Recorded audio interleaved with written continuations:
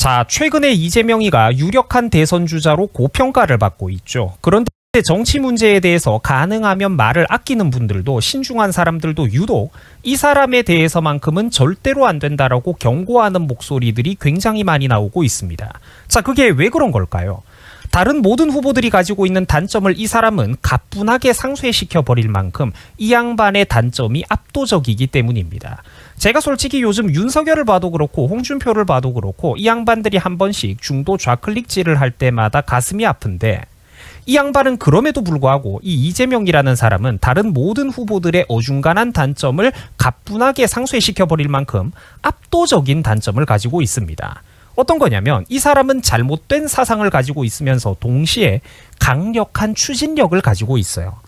그러니까 잘못된 사상, 잘못된 믿음을 가지고 있는 사람이 최소한 좀 게으르거나 추진력이라도 약하다면 그나마 나라를 덜 망칠 텐데, 잘못된 방향성을 가지고 있는 사람이 제트 엔진을 달고 날아가 버리니까 당연히 대한민국의 국력과 국익을 초고속으로 박살내버릴 수가 있겠죠. 저 사람은 충분히 할 수 있습니다, 자기 임기 안에. 이재명이는 경제상식 그리고 안보, 국가관, 기본 이념 자체에 근본적으로 중대한 문제가 있는 사람입니다. 뭐 사드 배치를 반대한다든지 이런 거는 거의 애교에 불과하고, 사유재산권 자체를 위협하는 발언을 굉장히 오랫동안 여러 번 해왔던 사람이에요. 이 안보나 국가 이념 자체에도 심각한 문제가 있는 사람인데, 일단 오늘은 제가 그 중에서도 이재명이가 가지고 있는 기가 막힌 경제관념에 대해서 한 가지 대표적인 거를 좀 알아보도록 하겠습니다. 자, 이재명이는 과거에 독일에는 유명한 세계적인 메이커가 없다라는 기가 막힌 발언을 한 적이 있습니다. 자, 심각한 현실 인식이죠. 독일에는 유명한 대기업도 대자본도 없는데 덩치 작은 중소기업들이 강하다, 강소기업들이 많다라는 이런 해괴한 주장을 펼치는 겁니다. 자, 이게 주식 투자라도 좀 해보고 경제를 눈꽃만큼이라도 아는 분들이라면은 진짜 기절할 만한 발언인데, 안타깝게도 우리나라 정치인들은 물론이고 우리나라 운동권이나 특히 좌파 세력들에게는 이 강소기업에 대한 환상론이 매우 오랫동안 뿌리 내려왔던 어떤 그런 이론입니다. 굉장히 오래된 환상이에요. 자, 그런데 독일에는 세계적으로 유명한 메이커가 없다, 브랜드와 대기업이 없다라는 저 주장이 과연 사실일까요? 당연히 말도 안 되는 헛소리입니다. 말도 안 되는 거짓말이에요. 독일에는 당연히 세계적인 브랜드가 매우 많습니다. 애초에 독일이 세계적인 브랜드와 메이커가 많으니까 독일이 유럽 최대의 경제대국 그리고 산업 강국으로 올라설 수 있는 겁니다. 프랑스, 영국보다도 경제 규모가 좀 더 큰 나라예요. 독일은 유럽에서는 최고의 경제대국입니다. 자, 전 세계에 팔아먹을 만한 매력적인 브랜드가 많으니까 상품이 잘 팔리고 있는 거고, 인기 상품을 대규모로 고품질로 효율적으로 잘 관리하고 잘 유통시키고 잘 팔아먹으니까 그런 서비스 품질이 우수하고 소비자들에게 오랫동안 사랑받아온 유능한 기업들이 대기업으로 성장을 하는 거겠죠. 독일에는 세계적인 브랜드와 메이커가 당연히 넘쳐 흐르도록 많습니다. 자, 당장 제가 예를 하나 들어보자면 그 유명한 하리보 젤리, 여러분, 이게 독일 기업입니다. 하리보가 독일 거예요. 독일의 국민 젤리로도 유명하다라고 하죠. 하리보는 독일 안에만 4개의 대규모 공장이 있으며 유럽 전역에 걸쳐가지고 13개 이상의 공장이 있습니다. 당연히 지금 현재 100개국 이상에서 판매되고 있는 세계적인 제과 회사고요. 당연히 이런 기업은 중소기업이 아니라 대기업입니다. 그죠? 당연히 유명한 브랜드입니다. 자, 이렇듯 독일에는 세계적인 브랜드 그리고 대기업들이 매우 많이 있습니다. 벤츠, BMW, 아우디는 물론이고 독일의 국민차인 그런 폭스바겐, 그리고 또 고가의 스포츠카 브랜드죠. 우리 젊은 남자분들 좋아하는 자동차 뭡니까? 그렇죠, 포르쉐가 있죠. 이게 전부 다 독일에서 나온 대기업 메이커들 아닙니까? 여러분, 이게 중소기업입니까? 별로 유명하지 않은 듣보잡인가요? 아니죠. 업계에서 세계 최선두를 달리고 있는 막강한 브랜드 파워를 보유한 그런 메이커들이잖아요. 자, 스포츠 브랜드 아디다스 얼마나 유명합니까? 근데 이게 여러분들 독일 기업이에요. 참고로 아디다스의 매출액이 얼마냐면 29조 대가 넘습니다. 29조. 우리나라 기업들 중에서도 최상위권 대기업 몇 개를 제외하면은 저 정도 매출 규모가 나오는 회사가 흔하지 않아요. 몇 개 안 됩니다. 1년 매출액이 30조 가까이 나오는 대기업이고요. 영업이익이 해마다 3조씩 누적이 됩니다. 총 자산이 20조가 넘어가는 회사인데, 여러분, 자산 규모 20조가 넘어가는 회사가 중소기업입니까? 아니죠. 대기업이죠. 아디다스 세계적인 브랜드잖아요. 세계적인 독일 차라고, 세계적으로 또 독일 자동차라고 하면 굉장히 유명하죠. 어느 나라를 가도 이 독일 차들은 고급차 대우를 받습니다. 벤츠, BMW, 아우디 전부 다 세단 승용차를 잘 만들기로 소문난 명가들 아닙니까? 자동차가 얼마나 좋아요. TV 광고에서 다들 많이들 보셨을 겁니다. 보험회사 알리안츠가 있죠. 이것도 독일의 대기업입니다. 독일의 보험 그리고 금융 서비스에 기반하고 있는 기업인데 본사가 어디에 있느냐? 바로 독일 뮌헨에 있어요.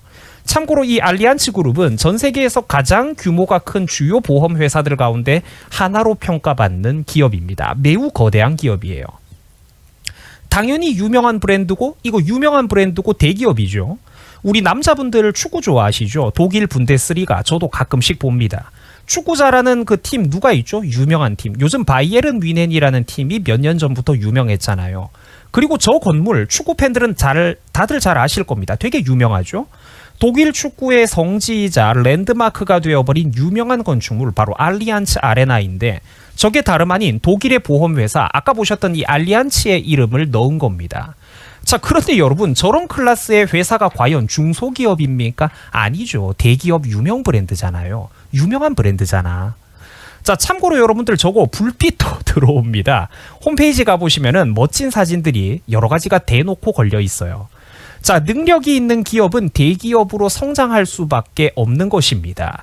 유능하고 돈을 많이 벌면 그만큼 고용을 늘리고 투자와 설비를 늘리면서 자연스럽게 회사의 덩치가 커져야 보다 광범위하고 넓은 소비자들에게 다가갈 수가 있는 거겠죠. 당연한 겁니다. 공장을 늘리고 사무직의 직원을 늘리고 연구개발 직원을 늘리고 다른 도시나 해외에다가 지사를 짓고 분점을 내고 그게 다 사업 규모를 확장하는 것 아닙니까? 사업 규모 확장하면은 뭐다? 그게 곧 대기업이 되는 거잖아요. 중소기업 혼자서 어떻게 저절로 전 세계 소비자들에게 다가갈 수가 있겠습니까? 아니라는 거죠. 유명한 소비재 및 빌딩 기술로 유명한 기업이 있습니다. 산업 기술로 유명한 브랜드죠. 바로 보쉬입니다. 로베르트 보쉬가 어느 나라 기업이냐? 바로 다름 아닌 독일의 대기업입니다. 유럽 최대의 엔지니어링 회사인 지멘스 독일 기업입니다. 자동화 제어, 전력, 운송, 의료, 정보통신, 조명 사업에 이르기까지 크게 주요 6개 분야 사업 부문을 가지고 있는 복합 기업이에요. 이 지멘스와 그 계열사 사원들이 얼마냐면 무려 48만 명이 넘습니다. 전 세계 190개 국가, 그러니까 거의 전 세계 모든 나라에서 사업을 하고 있어요. 어마어마하죠. 자, 그리고 화학 제약 분야에서 유명한 기업이 있습니다. 어딥니까? 바로 바이엘이라는 기업입니다. 독일 기업이에요. 주식회사 바이엘. 바이엘 주식회사. 참고로 이 회사는 아스피린을 발명한 회사로도 특히 유명한 곳입니다. 아스피린 상품 하나만으로도 게임 끝났죠. 그게 곧 브랜드 아니겠습니까? 여러분, 아스피린을 발명한 기업이 저게 중소기업입니까? 아니죠. 세계적인 대기업이에요. 그것도 세계적으로 너무나도 유명한 메가 히트 상품을 만든 회사 아닙니까? 초인류 기업이죠. SAP라고 하는 회사는 혹시 들어보셨나요? 일반인들은 잘 모를 수도 있겠지만 이 SAP는 업무용 애플리케이션 소프트웨어 분야에서는 시장 점유율이 전 세계에서 가장 큰 기업 중에 하나입니다. 전직 IBM 출신 엔지니어가 설립한 회사라고 하죠. 바스프, 당연히 독일의 화학기업입니다. 글로벌 화학 대기업이에요. 다임러 그룹, 독일의 자동차 제조 그룹입니다. 다임러 그룹도 많이 들어보셨을 거예요. 이게 지금 뭐다? 전부 다 독일이 보유하고 있는 유명한 대기업이자 세계적인 브랜드들이라는 겁니다. 물론 지금 여기서 등장한 것 말고도 독일에는 여러분들이 회사 로고나 이름만 들어보면 아, 그 회사 이러면서 무릎을 탁 칠 만한 유명한 브랜드 대기업들이 구름처럼 많습니다. 애초에 세계적으로 유명한 브랜드와 대기업을 많이 보유했기 때문에 그런 나라가 강대국이 되는 거죠. 자국의 상품을 많이 팔아먹고 수출할 수 있는 나라, 그런 나라가 경제대국이 되고 강대국으로 성장하는 겁니다. 당연한 것 아니겠습니까? 안 유명한데 많이 팔린다? 그게 가능합니까? 상식적으로? 유명하지 않은데 많이 팔릴 수가 있나요? 그래서 제가 이재명만큼은 안 된다라고 그렇게 사람들이 이제 경고를 하는 겁니다. 이 사람은 현대 자본주의 시스템과 기업인들 그리고 자본가 집단에 대해서 심각할 정도로 반감과 뿌리 깊은 증오심을 가지고 있는 사람이에요. 지난 2017년 당시 이재명은 대놓고 삼성 이재용에 대해서 불법 수익 10조 원을 몰수하고 구속시켜야 된다면서 대놓고 재산 몰수 발언까지 꺼냈던 사람입니다. 우리나라 주요 재벌들을 해체시켜야 된다라고 주장을 했었죠. 이재명은 그 재벌들에 대한 재산 몰수 발언도 물론이고 특히 또 재벌 체제 해체에 대한 광기 어린 발언들을 많이 했습니다. 조금만 검색해 보면은 요거 자료들이 쏟아져 나와요. 이 사람이 안 된다라고 하는 데는 이유가 있다라는 겁니다. 똑똑한 사람들이 경고를 하는 데는 이유가 있다라는 거예요. 능력 있는 기업이 대기업으로 성장하고 그게 브랜드 가치가 되어서 전 세계를 상대로 상품을 팔아먹고 경쟁력을 확보하는 거는 당연한 것인데 이거를 잘못됐다라고 무조건 잡아 없애야 된다, 우리 손으로 해체시켜야 된다 이래버리면은 전 세계 소비자들에게 물건은 도대체 어떻게 팔아먹고 어떻게 수출할 생각입니까? 브랜드가 없이?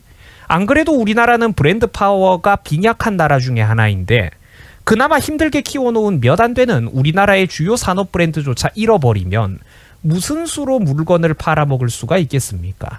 브랜드 파워가 없이 값싼 중국산 제품 등 저가 경쟁 기업들과 어떻게 우리나라가 차별화를 하고 경쟁을 할 수가 있겠어요?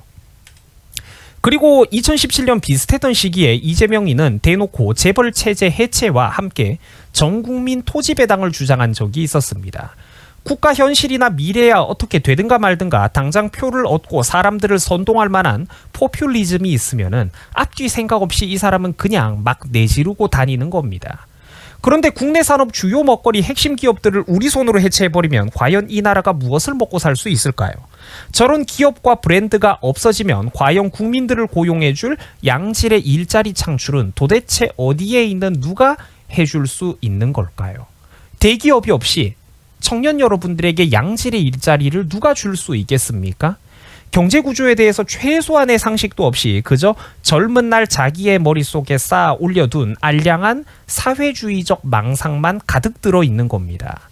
나라가 장기적으로 꾸준히 먹고 살 길 같은 건 애초에 생각하지도 않고 그냥 지금 당장 부자들의 곳간을 털어서 다 같이 나눠 먹으면 전 국민들이 저절로 잘 살게 될 거라는 망상을 믿고 있다라는 겁니다.